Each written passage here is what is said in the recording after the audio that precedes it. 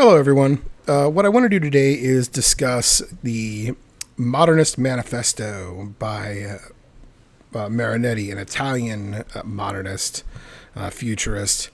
I want to talk about that in its context among other manifestos, very briefly, the tradition of manifestos.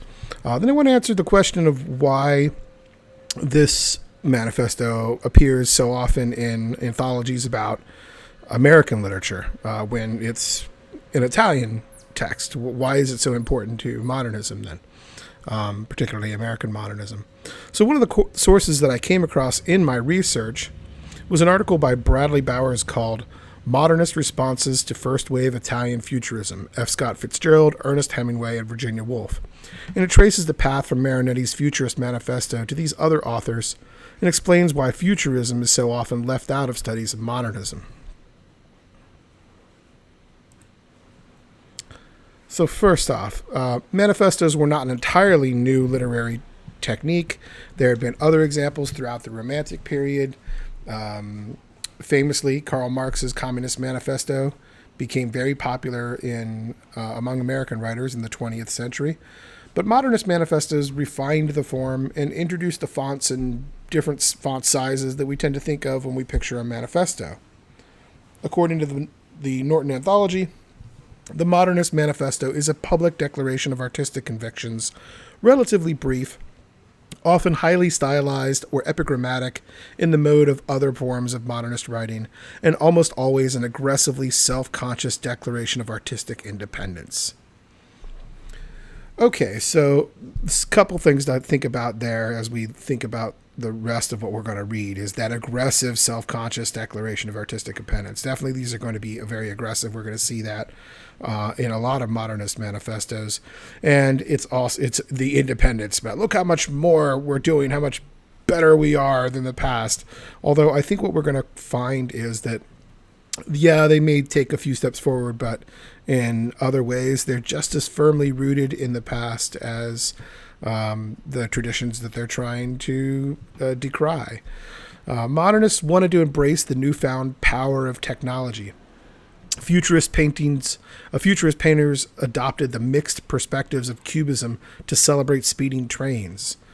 It's hard to imagine the impact of a locomotive or a race car on a society whose leading scientists just a decade earlier believed that that it was going to be impossible for us to build an airplane without another million years of, scientific discovery.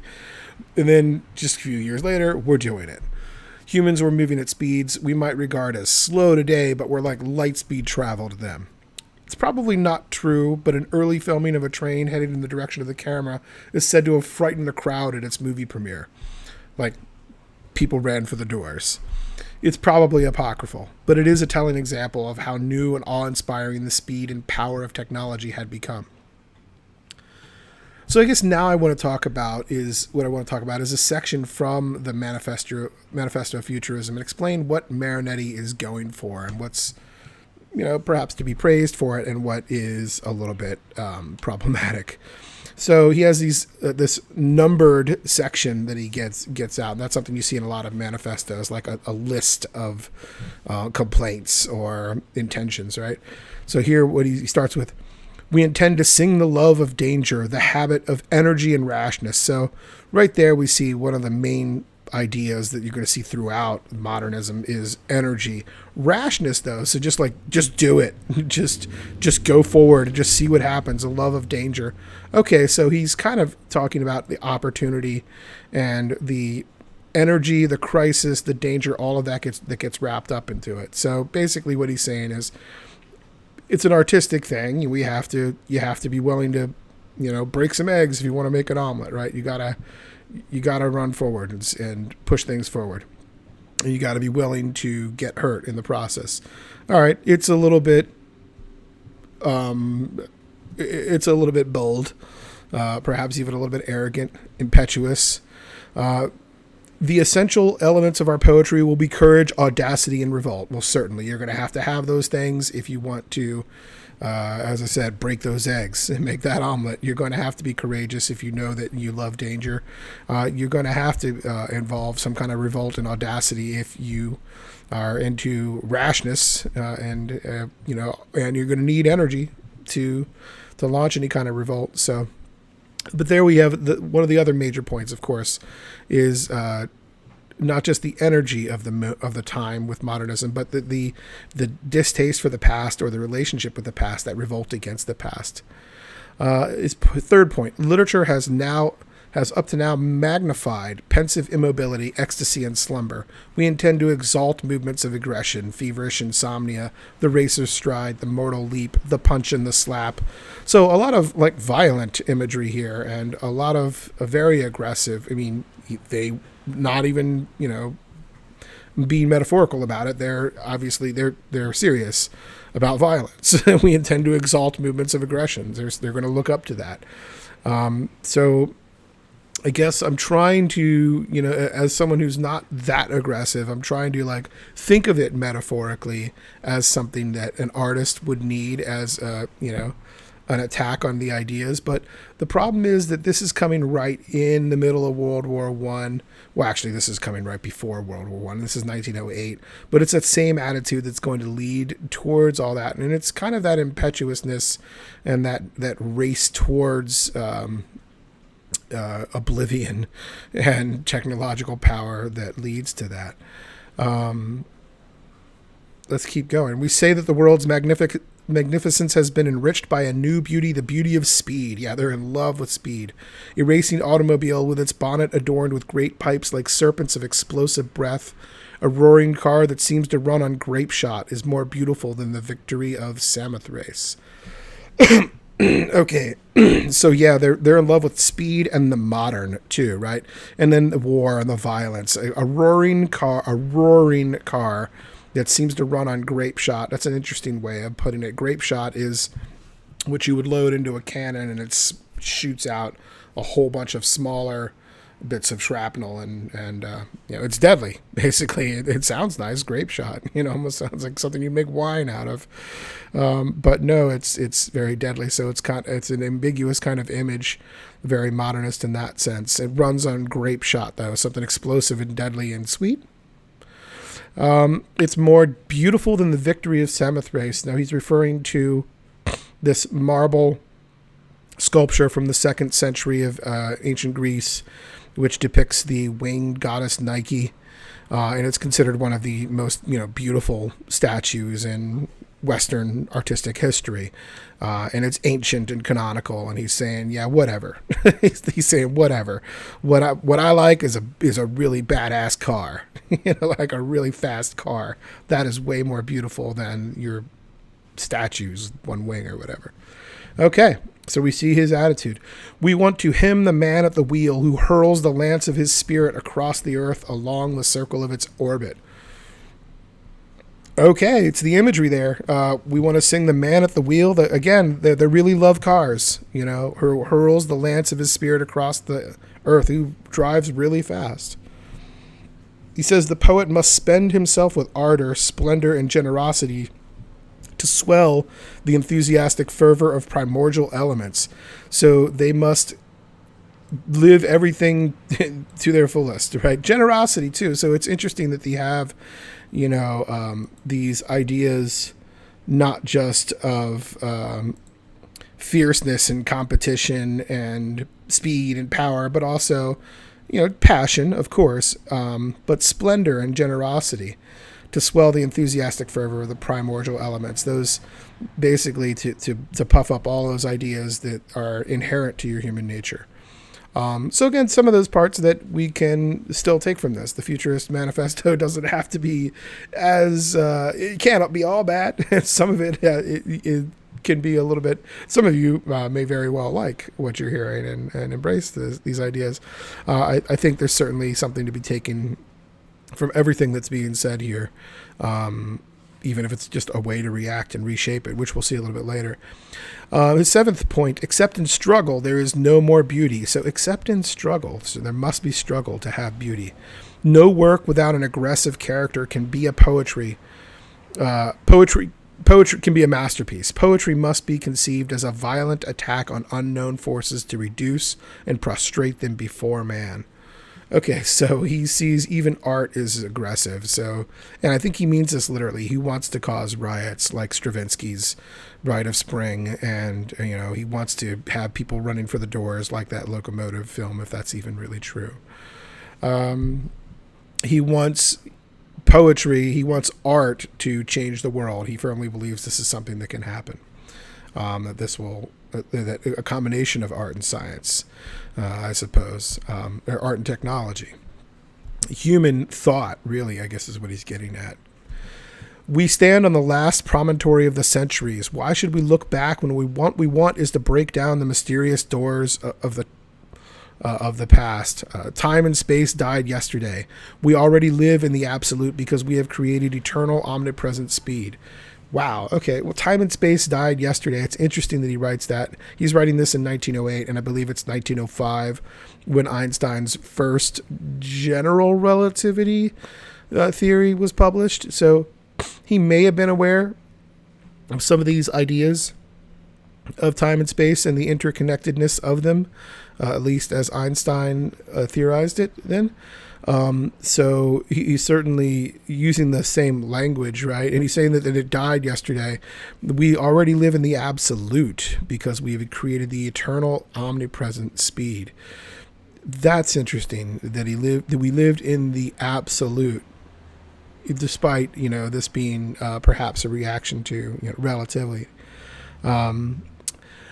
Number 9, one of the big ones. We will glorify war, the world's only hygiene, militarism, patriotism, the destructive gesture of freedom bringers, beautiful ideas worth dying for, and scorn for woman. So this is something we see a lot, is scorn for woman and femininity. The glorification of war, and he means this literally. He actually sees this as something that will improve the planet. It's interesting because it reminds me of something else that Bradley Bauer says in his article, in which he writes that Hemingway's celebrated credo of grace under pressure is essentially and precisely an expression of the Italian Futurist embrace of modernity, especially the dehumanizing dominance of technology exemplified in its brutal and previously unseen wartime applications. What's equally interesting to me is how the embrace of war and heightened masculinity is coupled with a distaste for the feminine. We will see this ironically with Mina Loy as well in her Feminist Manifesto. His 10th point, we will destroy the museums, libraries, academies of every kind. We'll fight moralism, feminism, every opportunistic or utilitarian cowardice. So again, he's attacking feminism, or what they see as weakness, and femininity being attached to weakness, either of will or physical strength. All of these things, they're clearly somewhat misogynist, somewhat is being nice. To destroy the museums, libraries, academies.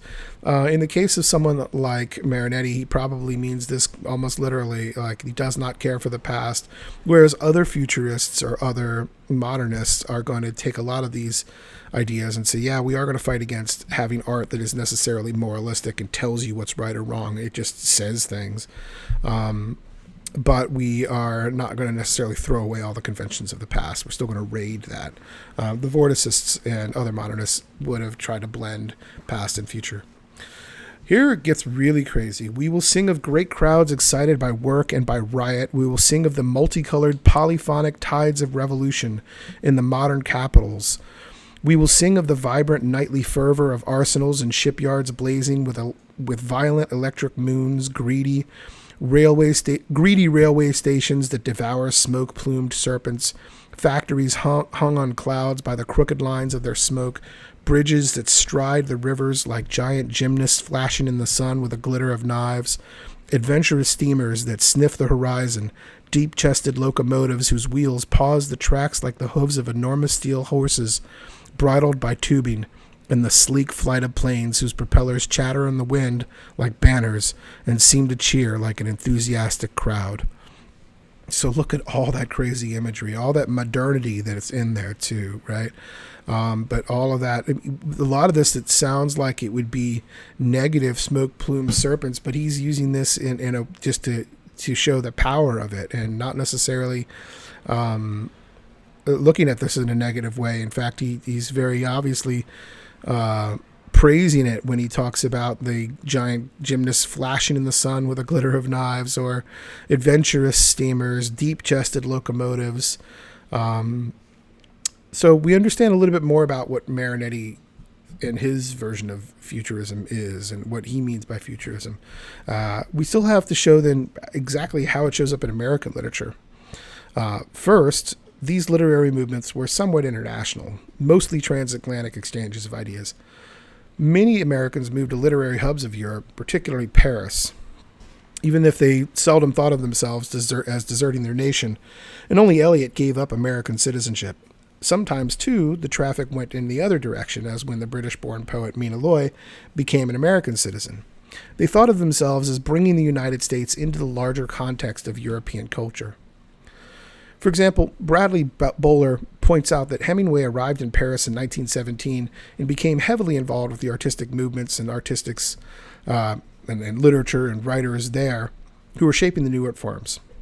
Bowler writes that the shared heritage of these artists and writers reveals that Italian Futurism was essential to the development of American Modernism, which itself continued Italy's first wave of Futurism. Now, this shouldn't be actually all that surprising when you think about who Hemingway is and what we know about him. His machismo can be seen as an extension of the warrior poet aesthetic, exemplified by the Romantics, most notably Lord Byron. But Hemingway has seen war, and he knows its brutal reality. So he accepts the death of Romanticism and celebrates the new poet warrior as the only heroic choice left. Like Filippo Tommaso Marinetti, he admires the technological advances which have revolutionized warfare and looks forward to a post-war world cleansed of romantic illusions. So I think what he is saying is that Hemingway sees this war as a necessity, as something that has to happen, that there's no glory in it, but it's what has to be done. So it's a very macho, kind of stoic way of looking at it. And he looks forward to a peacetime when people will look at war and not glorify it, when they'll see it for what it really is, free of the romantic illusions. So it's not as war-loving in Hemingway as it might seem, but it is very fatalistic. He takes a stoic outlook toward wars. And he doesn't want to moralize as much. And so that's one of the other ways that he is very similar to Marinetti. Likewise, in Mark Twain's The Adventures of Huckleberry Finn, cited by Hemingway as the first example of truly American literature, Twain's narrator Huck makes only mocking reference to traditional moral codes, much like the defiant Marinetti. And we can see this in other American expatriates, such as Fitzgerald, whose novel The Great Gatsby has all of the elements of futurism as identified by Bradley Bowers. Romanticized industrial settings, the dominance of the machine over all that is human and natural, the automobile is the new and beautiful, peaking at the age of 30, a wanton pursuit of the future. Of course, futurism is tainted by its association with Mussolini, and it's often left out of discussions of modernism, but it's worth noting that even the reactions to Marinetti's work had a similar love of technology, though more focused on its present-day applications, and a similar scorn for what they identify as the disease of femininity. The writers of the British publication Blast, which was a direct reaction to Marinetti's work, wanted to create an intellectual art that took an electrified energy from the present moment. They claimed to stand for the reality of the present, not for the sentimental future or the saccharine past. The present, its art, and believed that all the energized past that is capable of living into the future is pregnant in the vortex now. So the vorticists are more concerned with harnessing that energy into creating art in the present moment. This was not about racing toward the future, but about presently embracing the ideas and technology that to their traditions were the future. So what we see is that there was an exchange of ideas really across the Atlantic, throughout Europe and America, that was largely imbued with fascist and other dangerous ideas, while attempting to navigate and comprehend this new world of ultra-fast technology. What's interesting to me is how much of their aim is focused on tearing down tradition, but in their love of strength and speed, they end up propping up a privileged class of artists who are typically patriarchal in their views, very racist, and they often celebrate all the wrong aspects of masculinity by today's standards. Something that also connects Futurism to the writing of Hemingway and Eliot, in particular, is this privileging of the strong over the weak. And this is something that you're going to see not in all modernists, but particularly in this certain class of high modernists, where this clash of traditional values that runs in the face of the privilege afforded to the people attacking those traditional values.